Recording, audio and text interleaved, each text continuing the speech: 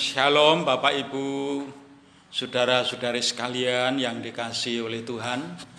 Selamat berjumpa kembali walaupun antar rumah atau antar keluarga. Pada hari ini, tepatnya hari Jumat, tanggal 10 April, kita memperingati hari kematian Tuhan Yesus dalam rangka penebusan, penyelamatan manusia dari cengkeraman dosa.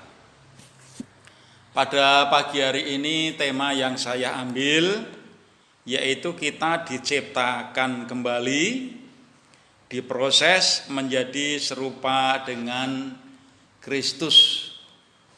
Gambar Kristus yang pernah hilang ketika kita belum mengenal akan kebenaran.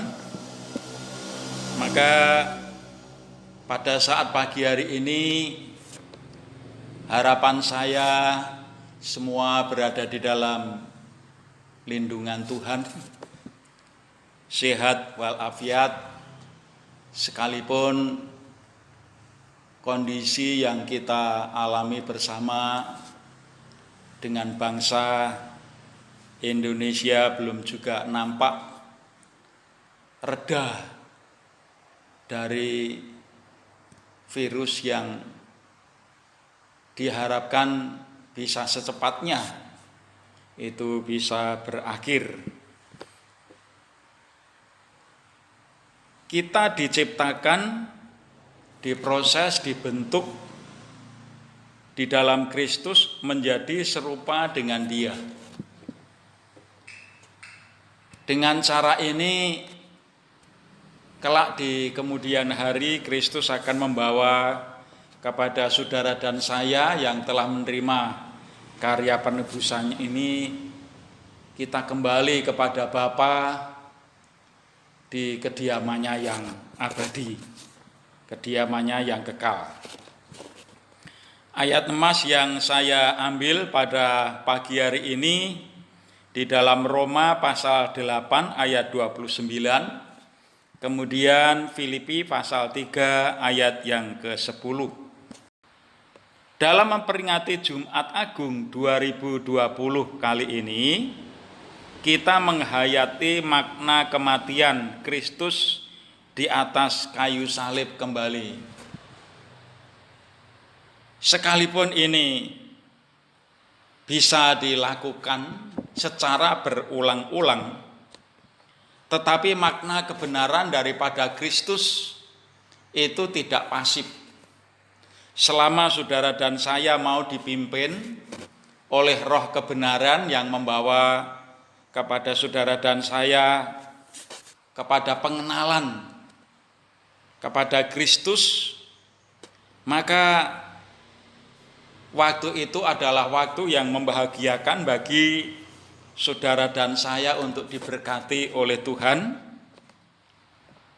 melalui karya penyelamatan yang sudah dikerjakan oleh Tuhan Yesus Kristus. Menjadi serupa dengan Dia dalam hal apa, saudara? Di dalam Filipi pasal yang ketiga ayat yang ke-10 itu di sana dikatakan bahwa menjadi serupa dengan Dia di dalam kematiannya, di dalam kesengsaraan, di dalam penyangkalan diri, dan Tuhan Yesus menyebutkan sebagai memikul salib. Di dalam karya keselamatan yang dikerjakan oleh Tuhan Yesus untuk mati menebus dosa-dosa saudara dan saya di Bukit Golgota, memang itu salib adalah dialami, dipikul oleh Yesus sendiri. Tetapi masing-masing kita orang-orang yang percaya kepada Tuhan, kita diberi anugerah, diberikan kasih karunia, bukan hanya percaya kepada Dia, tetapi juga ikut menderita bersama-sama dengan Dia. Filipi pasal yang pertama ayat yang ke-28 dan 29. Jadi kepada saudara dan saya diberikan anugerah untuk menderita bersama-sama dengan Dia. Maksudnya apa? Kalau kita mau dengan rasa legowo, rasa syukur kepada Tuhan, ikut menderita karena Dia, maka kita juga akan dimuliakan bersama-sama dengan Dia kelak di kerajaannya di surga. Kita tidak akan mengenal atau mengalami kuasa kebangkitan Kristus sebelum kita ikut ambil bagian dalam persekutuan dengan Dia. Bahkan di dalam penderitaan dan kematiannya. Jadi Kristus datang ke dalam dunia itu menjadi contoh, menjadi teladan. Bagaimana saudara dan saya yang tadinya dikuasai oleh dosa, yang berakhir kepada kematian yang kekal, tetapi Kristus menjadi contoh, menjadi teladan bagi saudara dan saya untuk kelak di kemudian hari kita boleh kembali kepada kemuliaan Bapa yang kekal. Tidak ada cara yang lain kecuali kita harus mati karena dosa kita. Tetapi karena kepercayaan kita kepada karya kuasa Allah yang membangkitkan Yesus Kristus dari antara orang mati, maka kita dihidupkan kembali alam rohani kita. Kita tidak akan mengalami kuasa kebangkitan Kristus sebelum kita dapat ambil bagian atau mau ambil bagian dalam persekutuan, dalam penderitaannya, bahkan dalam kematiannya menurut Filipi 3 ayat yang ke-10 itu. Di dalam 2 Timotius pasal yang kedua ayat yang ke-8 sampai 12a, Rasul Paulus meneladani kehidupan Yesus Kristus sepenuhnya di dalam kehidupannya sendiri, maksudnya di dalam kehidupan Rasul Paulus. Seperti yang saya katakan tadi, bahwa apabila saudara dan saya mau menerima Kristus sebagai Tuhan dan Juru Selamat yang menebus dosa-dosa saudara dan saya, kita tidak hanya percaya tok, tapi secara praktis kita dapat mengalami di dalam kehidupan kita itu baik penderitaan, penyangkalan diri, itu rasanya kan secara manusia itu sakit. Karena kita dipisahkan dari kesenangan dunia. Menderita karena nama Yesus itu tidak sama kalau disamakan dengan menderita karena kita berbuat dosa. Kita menderita karena kebenaran. Itu yang tidak bisa menerima adalah kehidupan daging kita. Kalau kehidupan kita secara daging masih ikut ambil bagian untuk menerima keselamatan dari karya Kristus, maka itu tidak akan bisa dibenarkan di hadapan Allah, di hadapan Juru Selamat kita.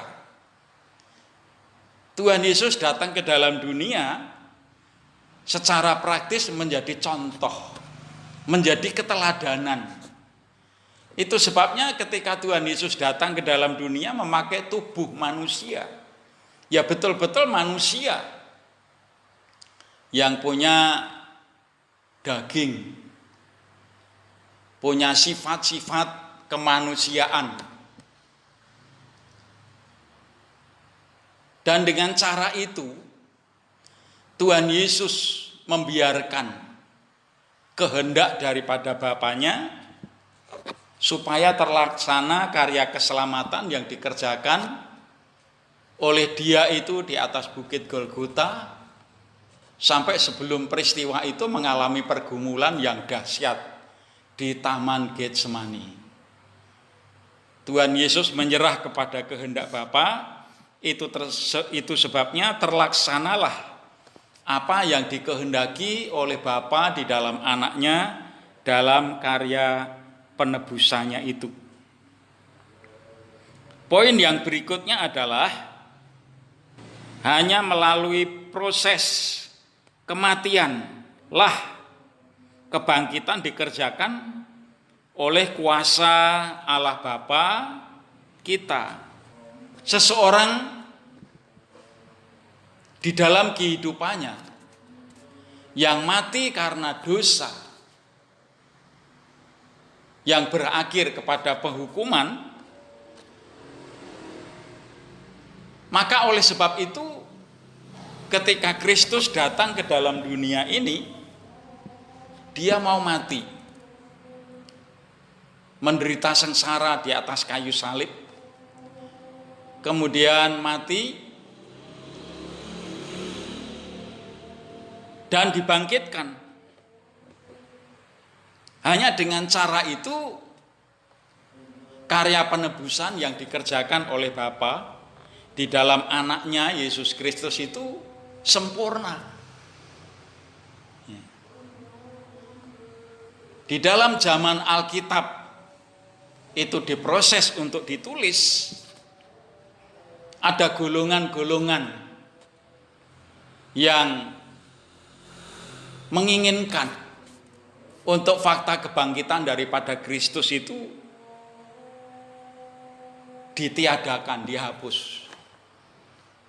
Tapi fakta berbicara sampai pada hari ini, bukti daripada kebangkitan Kristus itu masih punya relevan.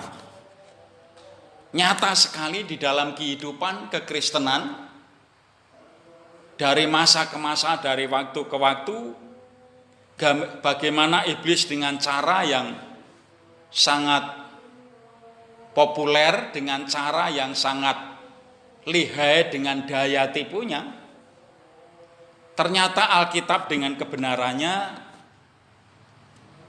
sanggup mematahkan ide daripada kuasa kegelapan untuk menutup bukti Kristus yang bangkit dari antara orang mati. Kita bersyukur bahwa oleh warisan karya keselamatan yang dikerjakan oleh Kristus, dari penderitaan, dari penyangkalan diri, dari penyalipan, bahkan sampai kematian, bahkan kebangkitannya, menjadi berkat secara utuh bagi saudara dan saya. Roma pasal yang ke-6 ayat yang ke-4.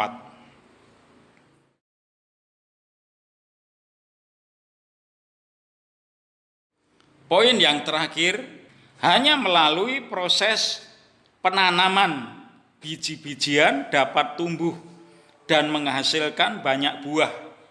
Yohanes pasal yang ke-12 ayat 24.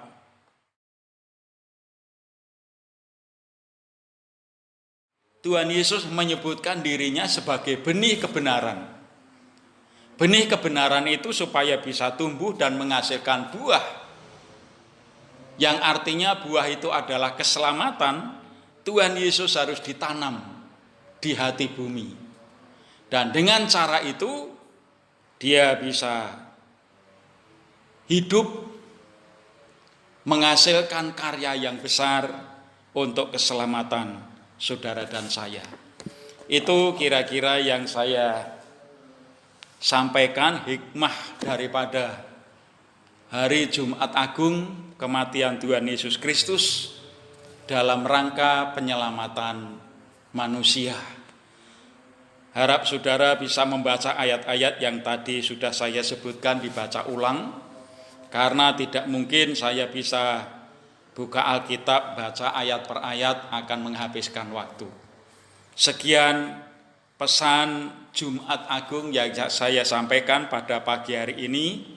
Harapan saya ini bisa menggugah kembali komitmen kita, tekad kita untuk mempersembahkan hidup kita kepada Tuhan untuk menjadi alat di dalam tangannya. Mari kita berdoa.